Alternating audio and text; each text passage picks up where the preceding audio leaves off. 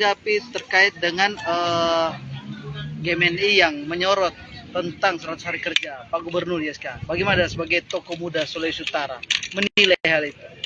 Ya, terima kasih. Saya sebagai tokoh muda Sulawesi Utara, tokoh intelektual yang ingin membangun Sulawesi Utara, kritikan itu, artinya kritikan itu sebagai seorang gubernur tidak anti kritik, tapi kalau kritikan itu baik sebagai tokoh-tokoh muda Sulawesi Utara yang punya intelektual tinggi, bagaimana kritikan itu harus ada solusi. Jangan hanya mengkritik tapi tidak memberikan solusi. Nah, saya mau jelasin tentang bagaimana 100 hari kerja Pak Gubernur Sulawesi Utara, Pak Julius Silvanus SE dan Pak Victor Malangkai. Artinya, selama 100 hari kerja ini, Pak Gubernur telah memberikan fondasi yang tinggi untuk Sulawesi Utara. Pertama, ada 4 prioritas utama yang Pak Gubernur lakukan untuk masyarakat Sulawesi Utara. Pertama, itu bicara tentang masalah tambang.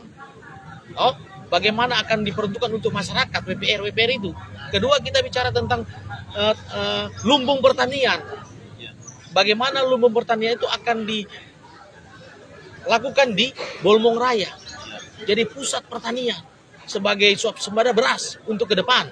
Ketiga, kita bicara tentang bagaimana meningkatkan pariwisata untuk Sulawesi Utara. Ini 3 prioritas. Keempat apa? Tentang perikanan. Perikanan itu akan mau kasih maju dia punya PAD di situ. Karena kemarin hanya kedapatan cuma 600 juta. Itu kan kecil. Padahal sumber ikan itu besar, bisa menghasilkan miliaran. Ini penting.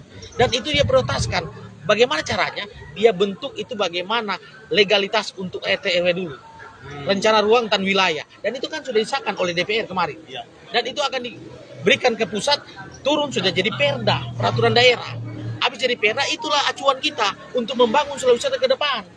Ini penting. Dan 4 prioritas itu yang akan dibangun untuk Sulawesi Utara. Bagaimana pariwisata, bagaimana tambang, bagaimana tentang pertanian, bagaimana tentang perikanan. Ini 4 hal ini.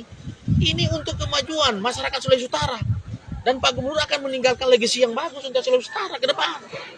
Kalau kritikan itu, sebagai seorang gubernur, dia tidak anti kritik. Dan wakil gubernur. Tapi kritikan itu sebagai tokoh intelektual, apalagi dari bagian GMNI. Kritik, tapi kritik membangun, memberikan solusi. Nah, saya ajak seorang mewakili GMNI, tokoh-tokoh muda, mari kita memberikan ruang, kita debat terbuka untuk memberikan solusi mana untuk kemajuan Sulawesi Utara. Saya mewakili tokoh muda, saya siap berdebat untuk memberikan solusi yang terbaik. Dan itu masukan itu yang disenangi oleh Pak Gubernur Sulawesi Utara. Ini penting. Jangan hanya mengkritik tapi tidak memberikan solusi.